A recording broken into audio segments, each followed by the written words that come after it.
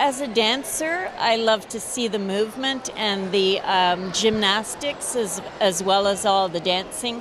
Lorna Gosvener has been dancing on ice for 56 years. As a former gold medalist and Winter Olympics participant, she can relate to all the time and effort put into the performance. I think one of the biggest challenges is to keep up the freshness in a show that they perform so many times all around.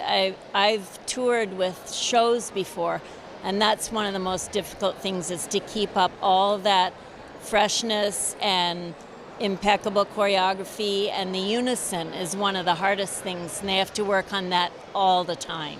The artists spend half the year touring giving performances, and the other half preparing for next year's program.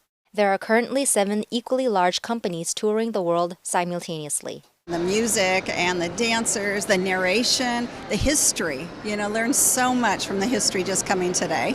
I really like the fact that they talk about the culture and there's a story behind all of the dancing, so I really like the cultural aspect of it.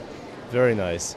Audience members talked about why it's important to remember the past. For none of us to forget our children, to make sure that each and every one of us remembers what brought us here today, and it is the history. It's so rich in culture, spirituality as well. Just the self-awareness of not just what the culture used to have, but the challenges of today, as far as making sure that it can come out.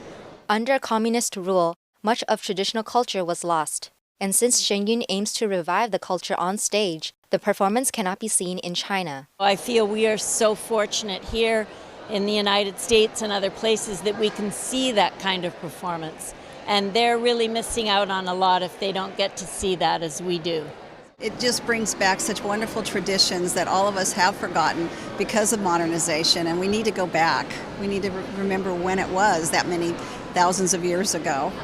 NTD News, San Francisco, California.